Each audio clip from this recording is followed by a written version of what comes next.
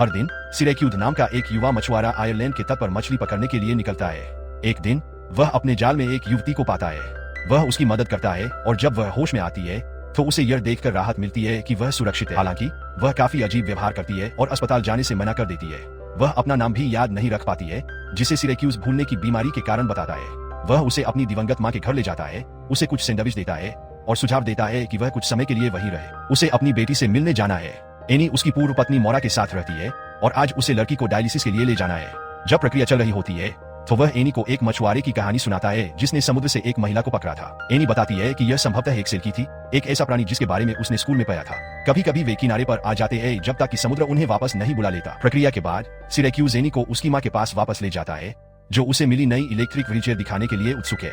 Any अपने पिता को कुर्सी दिखाती है, लेकिन उसकी मां तुरंत उनकी बेटी के लिए नई किडनी के बारे में डॉक्टर से बात न करने के लिए उनकी आलोचना करती है। अगली सुबह सिरैक्यूज एक महिला को एक धारा में कपड़े धोते हुए पाता है, जो एक अज्ञात भाषा में गा रही है। वह पूछती है कि क्या वह उसके साथ आ सकती है और वह उसे अपनी नाव पर चढ़ने देता है। रास्ते में वह बताती है कि उसका नाम ओंडाइन है, जिसका अर्थ है पानी से। जल्द ही सिरैक्यूज की नाव झींगा मछली पकड़ने के लिए रुकती है, लेकिन टोकरियां खाली आती है।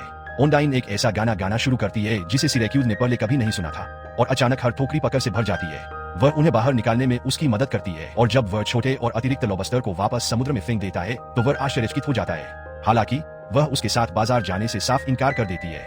वह आश्चर्यचकित खरीदारों को लॉबस्टर बेचता है और एक स्टोर से एक ब्रेस खरीदता है। फिर वह एनी को स्कूल से लेने जाता है। घर लौटते समय वह मछुआरे और समुद्र से आई महिला के बारे में कहानी जारी रखता है। वह मछलियों के लिए गाती है और वह उन्हें पकड़ लेता है। दोनों खुश है। एनी को लगता है कि यह एक सपना है, क्योंकि सब कुछ उसके सपने के सच होने जैसा लगता है। इसके अलावा कोई भी उस भाषा को नहीं जानता जिसमें वह गाती है। अपनी बेटी को घर पर छोड़ने के बाद सिरैक्यूज वापस लौटता है, लेकिन उसे यह ध्यान नहीं रहता कि वह जिज्ञासु लड़की उसका पीछा कर रही है। जब वह घर पहुंचता है तो वह ओंडाइन को कुछ कपड़े और खाना देता है और उसे अपने पिता से बात करते हुए पाता है, जो पूछता है कि वह उसके घर में कब तक रहेगी। यह सुनकर कि यह उस पर निर्भर है, सिरैक्यूज ने फैसला किया कि वह हमेशा उसके साथ रहेगी और हमेशा खुशी खुशी उसके साथ रहेगी, ठीक वैसे ही जैसे वह एनी के साथ परीक्षा बना रहा है। अपनी आंखों से सब कुछ देखने के बाद एनी लाइब्रेरी जाती है और सेल्किस के बारे में किताबें मांगती है। इस बीच सिरैक्यूज चर्च में जाकर कबूल करता है कि वह शराबी है, हालांकि उसने 2 साल से ज्यादा समय से शराब नहीं पी है। हाल ही में उसे एक सपना आया है जिसमें वह अपनी पूर्व पत्नी के नए पति एलेक्स के अंतिम संस्कार में शामिल होता है, जिसके बाद वह मोरा से मिलता है, जो अभी भी शराब की समस्या से जूझ रही है। पादरी उसे मनोवैज्ञानिक से मिलने की सलाह देता है, लेकिन सिरैक्यूज उसे स्वीकारोक्ति की गोपनीयता की याद दिलाता है और उसे बताता है कि उसने अपने जाल से एक महिला को पानी से बाहर निकाला था। अब वह उसे बाकी सभी से छिपा रहा है। पादरी उसे प्रार्थना सभा में आने के लिए कहता है, क्योंकि उसके पास मदद करने का कोई और तरीका नहीं है। इस बीच एनी सेल्की के बारे में किंवदंतियों का अध्ययन कर रही है। अंडाइन कॉटेज को साफ करती है और फिर सिरैक्यूज द्वारा उसके लिए लाई गई नई चीजों की जांच करती है। वह विशेष रूप से फिशनेट स्टॉकिंग्स से मोहित हो जाती है, जिसे वह एक हाथ से फैलाती है, जिससे वे जालदार दिखते हैं। अगले दिन एनी अपनी दादी की कॉटेज में जाती है और ओंडाइन को तैरते हुए देखती है। लड़की साहसपूर्वक किनारे पर जाती है और घोषणा करती है कि वह सब जानती थी। मछुआरे और सेल्की की कहानी कोई परीक्षा नहीं है। एनी उसे अपनी बीमारी के बारे में बताती है और उसे ठीक करने के लिए कहती है, लेकिन ओंडाइन जादू नहीं जानती और ऐसा कहती है।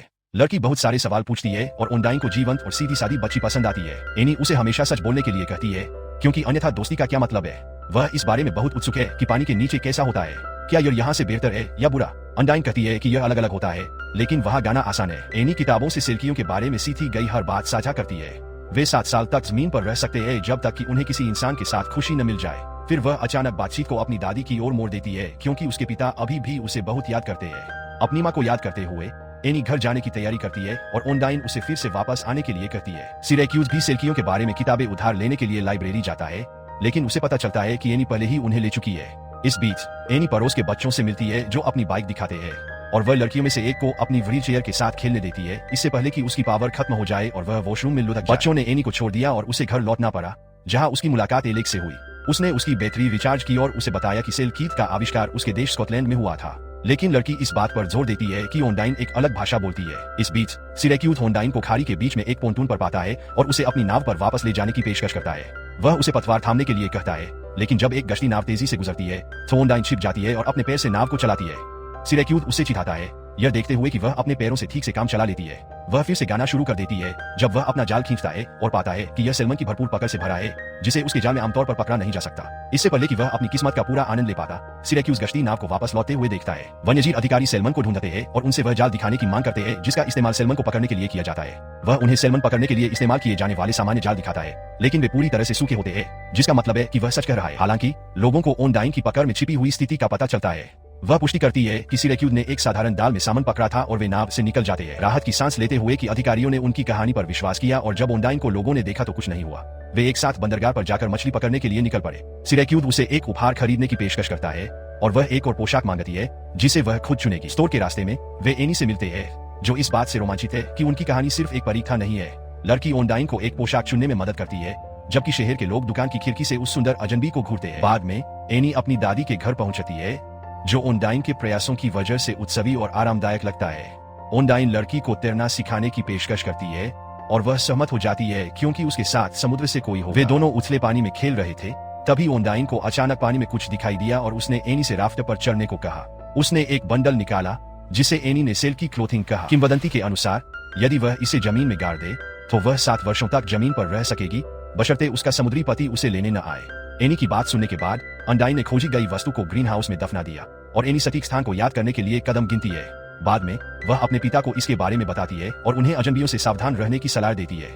इस बीच वे सभी नाव से स्थानीय उत्सव में जाते हैं और ओनडाइन एनी के इस दावे को नकार देता है कि वह इच्छाएं पूरी कर सकती है क्योंकि वह वास्तव में सेल की नहीं है। परेशान होकर एनी बहाना बनाती है कि उसकी व्हीलचेयर के ब्रेक फेल हो गए हैं और वह अपने शब्दों की सच्चाई को परखने की उम्मीद में घाट से गिर जाती है। ओनडाइन उसे बचाने के लिए कूदता है और लड़की को पानी की सतह पर खींच लेता है। सिरैक्यूज एनी को घर ले जाता है और मूर और एलेक्स को सौंप देता है।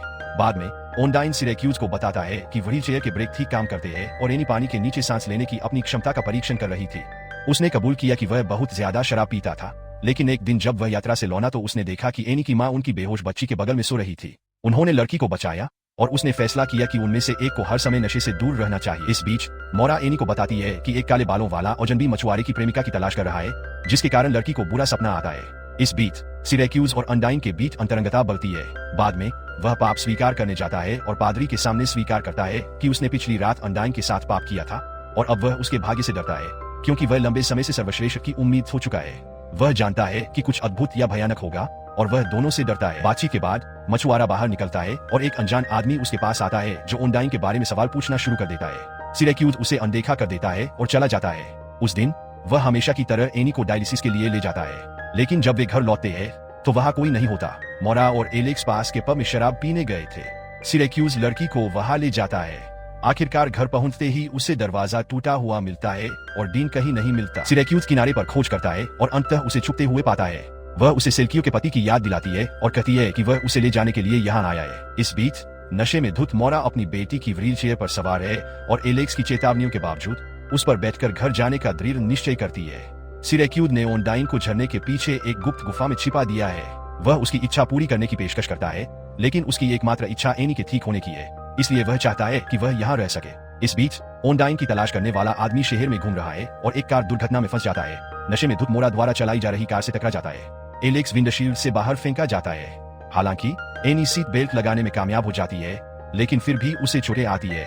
सिरैक्यूज और ओनडाइन कार को पहचान लेते हैं। सिरैक्यूज चिल्लाता है और एनी को अस्पताल ले जाने के लिए स्ट्रेचर पर लादकर डॉक्टरों की ओर दौड़ता है। बाद में वे अस्पताल में लड़की को पाते हैं और उन्हें पता चलता है कि एलेक्स द्वारा उसका तत्काल किडनी प्रत्यारोपण किया जा रहा है, जो कि भाग्यवश उसके लिए उपयुक्त जोड़ी थी। इस बीच अनजान आदमी दालान में ओनडाइन से मिलता है। उसे आश्चर्य होता है कि वह उनकी भाषा क्यों बोलती है, क्योंकि उनमें से कोई भी यहाँ का नहीं है। समुद्र ने उसे बाहर निकाल दिया, लेकिन यह उनकी दुनिया नहीं है। महिला उसे बिना उसके घर वापस जाने के लिए कहती है। अगली सुबह एनी जागती है और तुरंत पूछती है कि ओनडाइन कहाँ है। सिरैक्यूज उसे आश्वस्त करता है कि वे जल्द ही उससे मिलेंगे। कुछ समय बाद एलेक्स का अंतिम संस्कार किया जाता है। मोरा उसकी रात को समुद्र में बिखेर देती है, इस बात पर अफसोस जताते हुए कि इस बार वह अपने पूर्व पति को हर बात के लिए दोषी नहीं ठहरा सकती। वह उसे एनी को ले जाने के लिए कहती है, लेकिन मांग करती है कि वह ओनडाइन से छुटकारा पाले और वह अपने पति को एलेक्स की आत्मा के लिए शराब पीने के लिए मजबूर करती है। नशे की हालत में सिरैक्यूज उस नाव के पास जाता है जहाँ ओनडाइन छिपी हुई है और उसे सेल्की कहकर समुद्र में ले जाता है, जहां वह मांग करता है कि वह अपने पति के पास लौट जाए और उसके लिए अपने गीत गाए। वह उसे लाइट हाउस के नीचे ले जाता है और लगातार आग्रह करता है कि उसे चले जाना चाहिए। वह उसे वहीं छोड़ देता है और दूर जाने के लिए तैयार हो जाता है, यह मानते हुए कि जीवन एक परी कथा नहीं है। सेल्किस में लोग एक साथ नहीं रह सकते। ओनडाइन एनी को अलविदा कहने का मौका मांगता है, लेकिन वह दूर चला जाता है। शाम ढलते ही जिस लकड़ी पर वह बैठी है उसकी आकृति एक दुम वाली महिला की तरह दिखाई देती है। रात होने का इंतजार करते हुए वह समुद्र में कूद जाती है। सुबह में पादरी उदास सिरैक्यूज को जगाता है, जिसे एहसास होता है कि उसने बहुत बड़ी गलती की है। वह एनी को अस्पताल से अपने घर ले आता है। लड़की उसे दिलासा देती है, कहती है कि अनडाइन वापस आएगी क्योंकि उसने यहाँ कुछ छोड़ा है। बाद में एनी टीवी देखती है जहाँ आइसलैंडिक बैंड सिगुर रोज परफॉर्म कर रहा होता है और अचानक सिरैक्यूज शब्दों को पहचान लेता है। उसे एहसास होता है कि ओनडाइन एक साधारण महिला थी और वह लाइट हाउस की ओर भागता है। पहले तो वह उसे कहीं नहीं पाता और चिल्लाता हुआ किनारे की ओर भागता है, लेकिन जल्द ही उसे एक आग दिखाई देती है जहां अनडाइन खुद को गर्म कर रही है। सबसे पहले वह कहती है कि वह एक समुद्री जीव है जिसने अपने जादुई कपड़े ढूंढे और उन्हें दफना दिया ताकि वह हमेशा के लिए अपने परिवार के साथ रह सके। लेकिन सिरैक्यूज सच्चाई की मांग करता है और फिर ओनडाइन स्वीकार करती है कि वह रोमानिया से अवैध पदार्थ पहुंचाने वाली एक कुरियर। जब पुलिस ने उसे घेर लिया तो वह एक नाव में थी और उसके बैग में मादक पदार्थ भरे हुए थे। उसके गार्ड ने उसे पानी में फेंक दिया क्योंकि वह तैर नहीं सकता था। वह तब तक तैरती रही जब तक वह और नहीं तैर सकी और फिर डूब गई, लेकिन वह सिरैक्यूज के जाल में फंस गई। लड़की उसे अपना असली नाम आयोवाना बताती है। मछुआरा उसे घर ले जाता है जहां अपराधी पहले से ही इंतजार कर रहे हैं, जिन्होंने एनी को बंधक बना लिया है। सिरैक्यूज उनसे लड़ने की कोशिश करता है, लेकिन वह दो हथियारबंद लोगों को संभाल नहीं पाता। लड़की ने उन्हें ग्रीन हाउस में दबे सेल्कीज के कपड़ों के बारे में कहानी सुनाई और पुरुषों ने उस जगह को दिखाने की मांग की। हर कोई सामान खोदने के लिए ग्रीन हाउस की ओर जाता है, लेकिन उन्हें कुछ नहीं मिलता क्योंकि एनी ने सेल्कियों के कपड़े कहीं और छिपा दिए हैं। ओनडाइन एनी के साथ रहने का वादा करती है और वह स्वीकार करती है कि उसने लॉबस्टर क्रेट में पैकेज छिपाया था। सभी लोग नाव की ओर बढ़ते हैं, लेकिन जब अपराधी टोकरी उठाते हैं तो एनी ओनडाइन को याद दिलाती है कि वह सेल्की है और वे नहीं है। ओनडाइन खलनायकों में से एक को पानी में फेंक देती है। वह डूब जाता है जबकि सिरैक्यूज दूसरे रोमानियाई को पानी में फेंक देता है, जिससे उसका हथियार खत्म हो जाता है। वहां पहुंची पुलिस ने अपराधी के साथ साथ ओनडाइन को भी गिरफ्तार कर लिया, जिसे तब तक निर्वासित किया जा सकता है जब तक कि वह नागरिकता हासिल नहीं कर लेती, अन्यथा वह शादी कर सकती है। बाद में एनी कबूल करती है और कहती है कि उसके पिता जल्द ही शादी करने वाले हैं। भले ही वह असली सिल्की नहीं थी, लेकिन आप सिर से शादी नहीं कर सकते एना। अंतिम दृश्यों में सफेद पोशाक में एक लड़की और सूट पहने एक मछुआरा हनीमून के लिए अपनी नाव पर सवार होकर रवाना होते हैं, जिससे सिल्की में सवार एक इंसान की खुशी की परीक्षा जीवंत हो जाती है। यहीं पर फिल्म समाप्त होती है।